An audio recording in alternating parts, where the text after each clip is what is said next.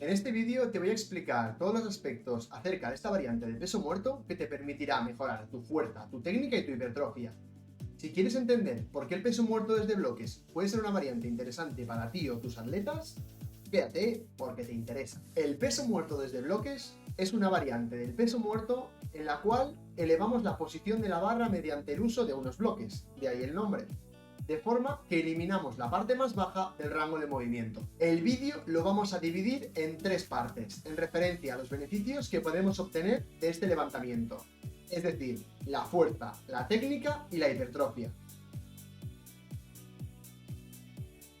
Para la mejora de la fuerza tenemos que dividir a los levantadores en dos categorías: los que fallan en el bloqueo, es decir, al final del rango de movimiento, y los que fallan al inicio, es decir, que no pueden ni despegar la barra del suelo. Los levantadores que realizan peso muerto convencional, típicamente se les complica bastante el bloqueo, es decir, justo cuando están pasando la barra a través de las rodillas. Por otro lado, los levantadores que realizan peso muerto sumo suelen tener bastantes complicaciones a la hora de despegar la barra del suelo. Aunque estos son solo generalidades y hay gente que hace peso muerto sumo y se le complica mucho el bloqueo, y gente que hace peso muerto convencional y se le complica despegar la barra del suelo. Vamos a dividir el peso muerto desde bloques en función de si lo que se nos complica es el inicio o el bloqueo, es decir, en función de dónde está nuestro sticking point. Y vamos a empezar con los que tienen complicaciones a la hora de bloquear, ya que es típicamente en los casos donde se suele recetar esta variante. Lo primero que tenemos que tener en cuenta es por qué sucede esto, es decir, por qué se nos complica el bloqueo. En cualquier peso muerto, los objetivos siempre van a ser extender la columna, la cadera y la rodilla. Existen ciertos atletas que realizan cierto grado de flexión de la columna, ya sea a nivel lumbar, torácico o ambos.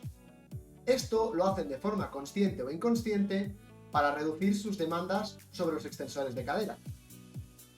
Sin embargo, para terminar el levantamiento van a tener que extender esta columna, y esto se complica bastante cuando la columna ya está flexionada. Vamos a analizar esto con un ejemplo donde se visualicen las fuerzas y los brazos de momento. A modo de resumen, la fuerza es masa por aceleración, aunque esta definición no nos otorga mucho. La fuerza la podemos entender como una tendencia con cierta dirección, que podemos representar como un vector. Y el brazo de momento es la distancia entre un eje de rotación y el vector de fuerza que actúa sobre este eje de rotación mediante una línea perpendicular. En el inicio del levantamiento, con una columna relativamente neutra, podemos observar los tres brazos de momento principales, es decir, el de la rodilla, el de la cadera y el de la columna. El brazo de momento sobre la columna es el más complejo de los tres, puesto que en realidad existe un eje de rotación en cada articulación intervertebral, y por lo tanto existe un brazo de momento en cada articulación intervertebral. Si iniciamos el movimiento de peso muerto con la columna relativamente neutra, observaremos que el brazo de momento en las tres articulaciones principales va disminuyendo progresivamente a medida que vamos completando el levantamiento. Sin embargo, cuando flexionamos la columna, observamos que el brazo de momento sobre la cadera se reduce, pero se incrementa el brazo de momento sobre la columna. De esta forma, se nos complica el bloqueo, puesto que es el punto donde generalmente tratamos de extender la columna que previamente hemos flexionado. ¿Y cómo afecta todo esto a la hora de realizar un peso muerto desde bloques? Pues existe un discurso que dice que al incrementar la altura de la barra, nosotros somos capaces de sobrecargar esta parte del recorrido, es decir, el bloqueo, y hacernos mejor en ello. Y esto puede ser una estrategia bastante efectiva en algunos atletas, pero hay que tener en cuenta una cosa, y es que al elevar la posición de la barra, nosotros estamos modificando el brazo de momento sobre la cadera, y por lo tanto estamos disminuyendo las demandas sobre los extensores de cadera. De forma que ahora puede ser que un atleta que normalmente flexiona la columna para realizar un peso muerto no necesite de incrementar este brazo de momento sobre la columna para completar el levantamiento. De darse esta circunstancia, la justificación de utilizar un peso muerto desde bloques para mejorar el bloqueo podría no ser del todo acertada, puesto que ahora no estaríamos trabajando el hecho específico de extender la columna una vez sea flexionado. ¿Y qué es lo que ocurre en los levantadores que fallan en el inicio? Generalmente son personas que mantienen la espalda relativamente neutra durante todo el levantamiento. de forma que los brazos de momento sobre cadera, rodilla y columna van a ir linealmente reduciéndose a medida que se va completando el levantamiento. De forma que al hacer un peso muerto desde bloques, partimos de una posición en la que el brazo de momento de todas estas articulaciones ha disminuido y por lo tanto el levantamiento se hace mucho más sencillo. Aunque parece que en ambos tipos de levantadores estamos haciendo el levantamiento más sencillo, existen detalles y aspectos distintos para cada tipo de atleta. Por ejemplo, un levantador que realiza una flexión de columna en el tramo inicial del movimiento, al realizar un peso muerto desde bloques, su posición inicial desde bloques va a ser distinta a la posición que se encontraría él en ese tramo del recorrido si iniciase el movimiento desde el suelo. Por otro lado, un atleta que mantenga la columna relativamente neutra durante todo el rango de movimiento, al iniciar un peso muerto desde bloques, se va a encontrar en una posición relativamente similar a la que se encontraría en ese tramo del recorrido si iniciase el levantamiento desde el suelo. Ahora que hemos entendido los principios básicos que modifica esta variante, vamos a ver cómo influyen diferentes alturas de bloque.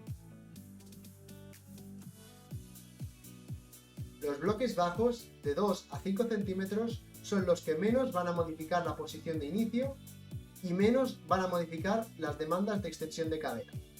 Por lo tanto, podrían permitir que se siga flexionando la columna en el inicio del levantamiento y por lo tanto mantener la necesidad de extender la columna en el bloqueo, siendo una buena variante de sobrecarga mucho más específica para aquellos atletas que flexionen la columna y se les complique el bloqueo. Los bloques medios y altos son los que más van a modificar la posición de inicio y por lo tanto puede ser que ese trabajo de desenrollar la espalda durante el bloqueo se pierda al reducir tanto las demandas de extensión de cadera. Sin embargo, en atletas que mantengan la columna relativamente neutra durante todo el rango de movimiento, puede ser una variante relativamente específica que les permita sobrecargar esta parte del recorrido. Aunque sí que es cierto que generalmente estos atletas tienen problemas en el inicio y no al final. Otro aspecto a considerar a la hora de prescribir este ejercicio es tener en cuenta la parte del rango de movimiento que no realizamos, de forma que se nos permite tener un descanso de aquellos tejidos que sufren de más durante la parte inicial del rango de movimiento, de manera que puede ser una herramienta interesante a la hora de disipar la fatiga, por ejemplo, en una segunda sesión de peso muerto o en programas de rehabilitación donde no se puede hacer peso muerto desde el suelo. Otra parte clave de la que muchos hablan es el aspecto psicológico de realizar levantamientos con cargas por encima de nuestro 1RM y cómo esto puede hacernos mejorar nuestra confianza cuando los intentemos desde el suelo. Sin embargo, considero que los beneficios de estas estrategias van a ser muy dependientes de las características psicológicas, es decir, del carácter del atleta. Y que en general es mucho más interesante enfocarse en mejorar el rendimiento en general, más que enfocar periodos de entrenamiento a desatascos mentales. Aunque no quiere decir que no pueda tener cabida y ser interesante en ciertas personas. Un aspecto del peso muerto desde bloques que me parece súper interesante y muy infravalorado es el uso de esta variante para mejorar la técnica. Con esto me refiero a mejorar y perfeccionar el slack out of the bar. Me refiero a aprender a utilizar la cadera como palanca a la hora de iniciar el movimiento. Me refiero a aprender a dejar los brazos muertos y sueltos para reducir un poquito más el rango de movimiento. Y me refiero a cosas como aprender a hacer el bloqueo en 2 tiempos, en un peso muerto sumo. En definitiva, aprender a hacer peso muerto. Por ejemplo, personas con los brazos cortos pueden tener tendencia a realizar cierto tipo de compensaciones, como tirones, flexiones exageradas de columna, etc., puesto a que su posición inicial es muy desfavorable. De manera que si incrementamos la altura de la barra, mejoramos sus palancas de forma artificial y podemos incidir en una serie de aspectos técnicos que igual sería muy complicado hacerlo desde el suelo. De manera que podemos hacer que esta persona luche por esa posición inicial en cada una de las repeticiones. Además, que atletas con estructuras desfavorables para el peso muerto van a tener unas demandas de recuperación por cada sesión de peso muerto en general mucho mayores que unas personas con estructura muy favorable para el peso muerto.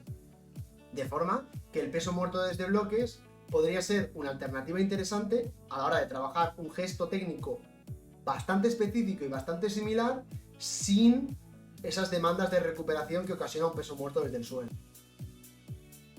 Por último, hablaremos sobre el peso muerto desde bloques para la mejora de la hipertrofia. Como hemos mencionado anteriormente, diferentes compensaciones durante el movimiento pueden alterar los brazos de momento sobre diferentes articulaciones. Y esto puede alterar la implicación muscular. De manera que si nuestro objetivo es la hipertrofia, vamos a tratar de maximizar la implicación de ciertos grupos musculares.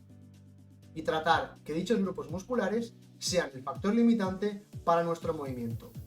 Por ejemplo, si en un peso muerto piernas rígidas flexionamos la columna, esto implicará que hay una menor involucración de los extensores de cadera en la porción más elongada.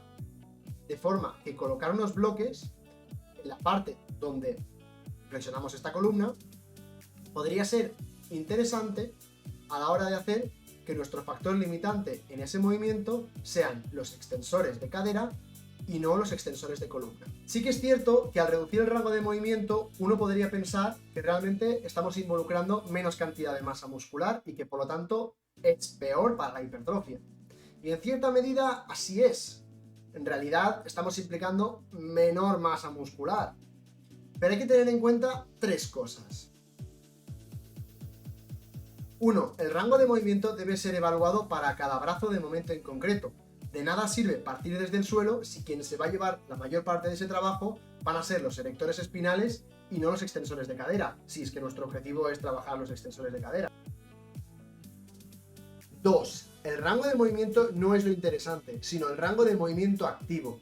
De nada nos sirve realizar más rango de movimiento si este no está siendo generado por los tejidos que nosotros deseamos. Y 3. La distancia que hay entre la barra y el suelo es una distancia completamente arbitraria.